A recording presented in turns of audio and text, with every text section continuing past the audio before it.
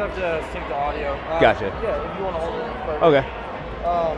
So yeah, as we were just talking about, but like, if you wouldn't mind your real name or legal name and then your stage name. Oh, my legal name? No, my whole legal name? Whatever you're comfortable. What are you doing with it? No. Daily name, Carlos. Ring name, Devin Danger. Where'd you come up with the Devin Danger name? Quite honestly, it was, I think, the night before my very first show, and they're like, you better come up with something. And my favorite comic book character is Daredevil, so I wanted something with DD in the name. So I was like, yeah, I'll go with Devin Danger. Sounds like a stuntman, just Evel Knievel type person. So, and back when I was younger, I used to do a lot more crazy stuff. Now that I have kids, I gotta kind of watch what I do, But you mentioned that earlier. So you have 3 kids?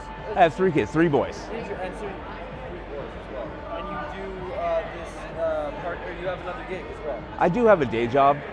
What's your day job? I do security, like a high-end security to the low end of security. I do it all. It just depends on, quite similar to wrestling, whatever I get booked for, that's what I do. And so, what made you get into pro wrestling? What made you start? My best friend kind of got me into it. I was always a wrestling fan, wasn't like a huge fan. I had other interests. My best friend started, back in the day it was a really bad term, but like a backyard fed. And we just started messing around in the backyard, progressively got better. And one day we started getting actual fans. People started coming to watch and pay to get into his backyard. And one day and I'm not kidding you, this guy looked like The Undertaker. He walked into the backyard, and we're like, he sat down, watched the whole show, and at the end, he was like, hey, I'll be in touch with you guys. Next time he came back, he brought Kirk White with him. And Kirk was like, hey, you guys want to stop doing this dumb stuff and do it for real? Yeah. Where do we sign up? How much do we need to give you? What's the deal? And from there, it just snowballed, and I think 3 months in, we had our first, it was 10 of us that started, 3 of us lasted, and 3 months in, we had our first match. I think it was, yeah. And so how long do you usually spend practicing or putting together your routine for each show? For the shows, it's not, we kind of do it spur of the moment when we're in the, day of the show, but we train twice a week, 2 to 2.5 hours per day, per the times we train. But once you've been doing it for a long time, you want to minimize the bumps that you're taking, because as some people say, you have a bump card, and if you're punching that every time you take one, so you got to save them. You led into my next question. So what do you guys do to train and stuff like that? You mentioned the kind of bump card here. Is it what do you guys do to train? We'll run through spots. We'll teach people the basics from, believe it or not, teaching people how to do a somersault to their feet, and you'd be surprised how many people can't do that. We start from the bottom, build up to working spots, do just basic spots to high spots.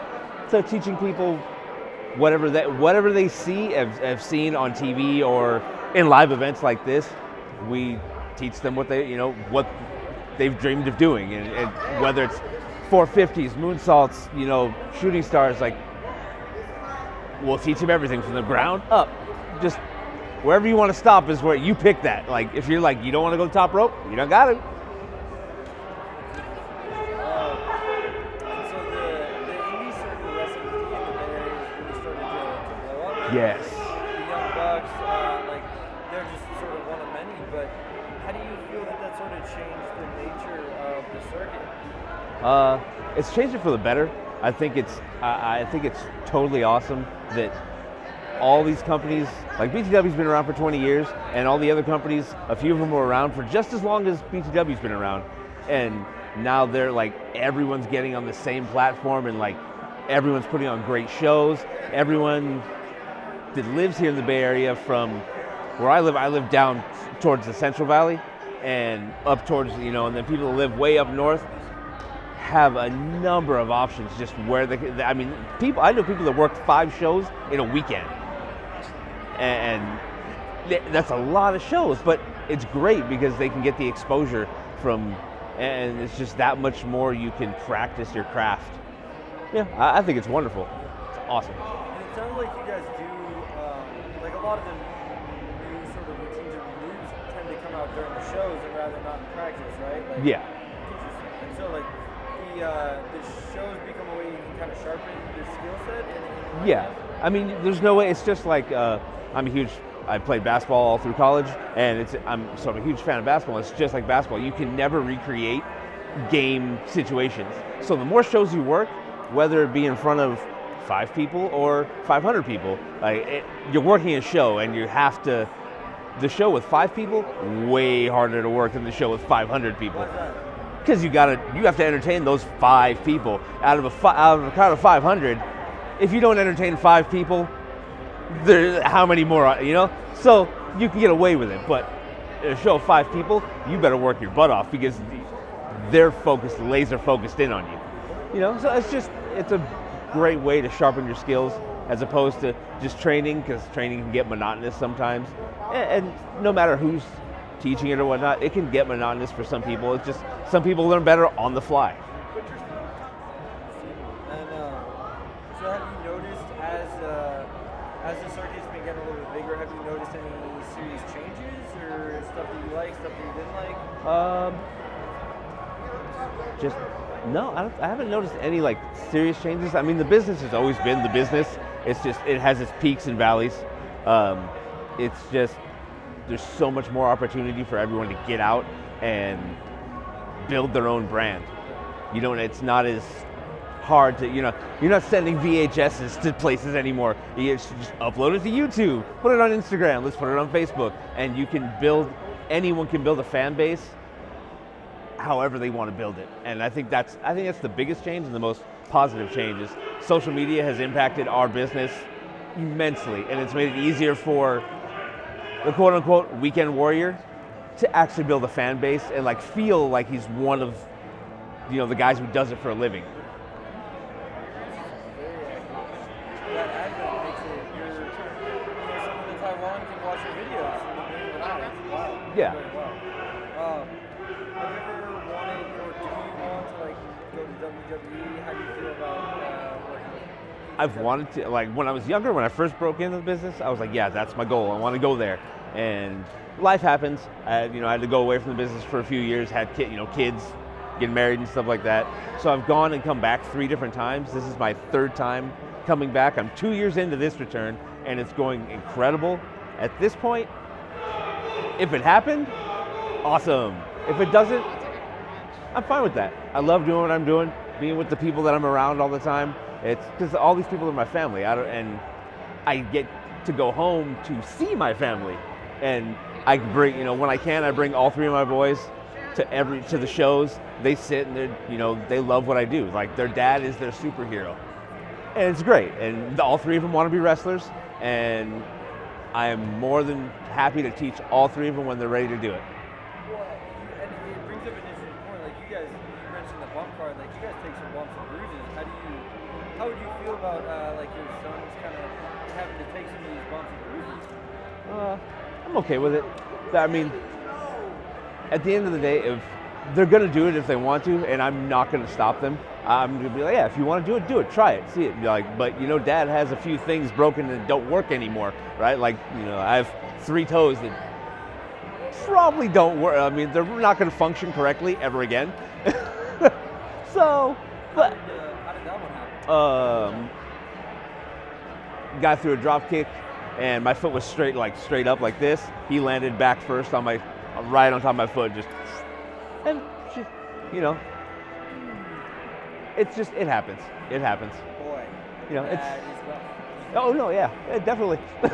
But hey, you move on. You go. I mean, if you really love it, you're gonna keep going. I took a week off and iced it, and then, I don't even think I took a week off. No, 2 days later we left for Montana for a 3-city tour. So black and blue. Yeah, I literally had to puncture my toe with a knife up there because the elevation difference, the pressure. Yeah. Well, the interviews that we've had, all you guys have this incredible passion where it's you guys take some very serious bumps, some serious hits here, but you wouldn't keep coming back to it if you didn't love it. Yeah. So I guess kind of what I'm getting at is like at what stage do you feel like the bumps and bruises outweigh the passion, or does it kind of like never go that way? Never. I mean, if anything ever starts to go wrong up here, that's when I'll be like, okay, I'm done. I'm calling it quits. But I've always been, full force, straight ahead. If I love it, I'm going to do it, and I'll go until I can't. And that's what I told my wife, and that's what I told my parents. And then when I came back this time, I was like, I'm going to go till I can't. It's my last run. I'm going to do it. And when my body says, hey, you might want to chill out, then I'll do it. But my body hasn't told me that yet. So. How would you explain like the BJW circuit, or even like EWG or Young Bucks to people who aren't familiar with this type of wrestling?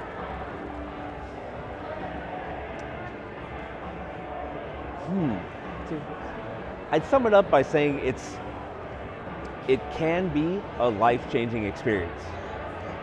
You watch what you see on TV, and those guys are great, but sometimes they're getting people telling them what they can and can't do. They're limited. That they can do way more like things than what they're being stuck in a little box doing.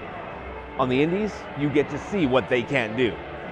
And it can change your perspective on wrestling. And for that matter, a lot of people still think like that is soft, and it's not. I mean, yeah, there's some padding, but after that, it's wood and steel, and that's it. Yeah. Yeah, it's I'm excited. Needless to say.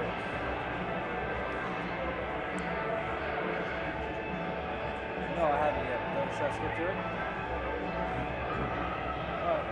So you mentioned you have another job in security and stuff like that.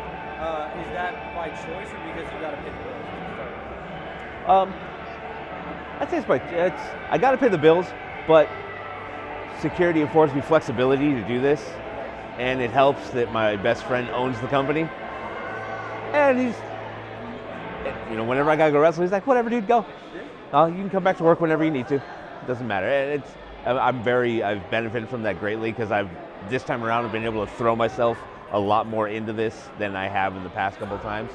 But I mean, I got to pay the bills somehow, and security's pretty easy, and especially when I'm in the management part of it, so I don't have to do a lot. Just gotta tell people where to be on time, and then occasionally I go out and guard a place or guard somebody when they're going somewhere. Is it mostly venues, or do you do people? No, I do people. I finished up I was doing executive protection for a CEO of a tech company, and wherever their family went, I would go follow, just stuff like that. And then I do venues, and I do door checks like you see regular security guards do.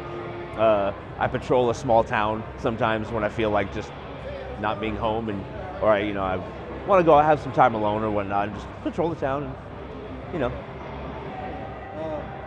so again, you mentioned this sort of like bumps and bruises is like, it seems a little bit simplistic. Like, is the pain worth is the passion worth the pain kind of deal? To me, it is. I've kind of hard-headed, so I guess for a lot of people it's not, but to me it doesn't.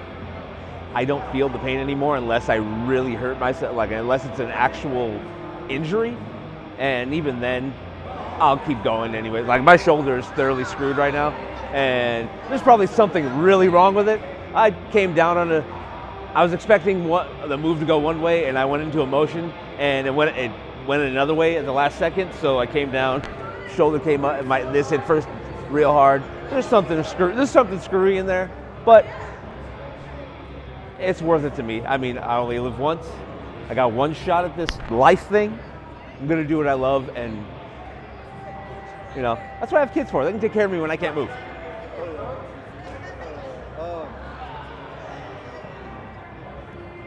I haven't yet, but I will. So BTW, to my knowledge, doesn't provide healthcare and stuff like that. No. In terms of rehabbing some injuries, are you paying for that out of pocket with the other job?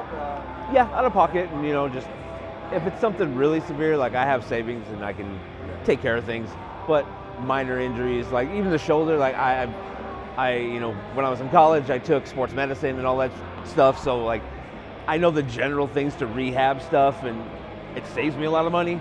And like my toes, I know they're screwed. There's no point in me shelling out money to have a doctor tell me, hey, your toes are pretty much screwed forever. So I just do the best I can, and I can't, you know, I got to get up every morning and walk, and I can't like sit in a cast and, hey, my toes.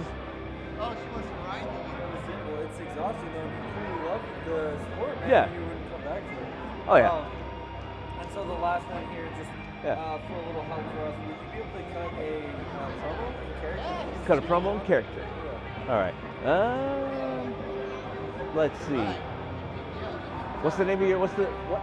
So it should be about why people should come out and watch and support indie wrestling. Okay. Okay. Give me a second here. Let me. All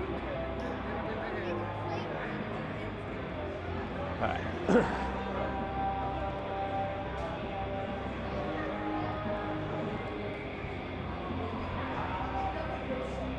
Tell me when to go. Whenever. Go. Oh, okay.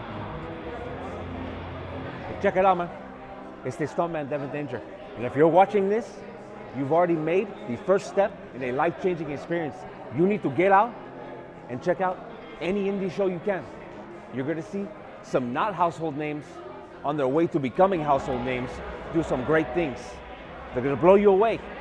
Bring your kids, bring your grandma, your grandpa, bring your boss so they let you out of work to come to the show. Buy them a ticket, I don't care. Come out, check out. NorCal, we've got some of the best wrestlers in the world. And some of the best wrestlers in the world come to NorCal to work. Check out any show you can. Go now. Computer, check it.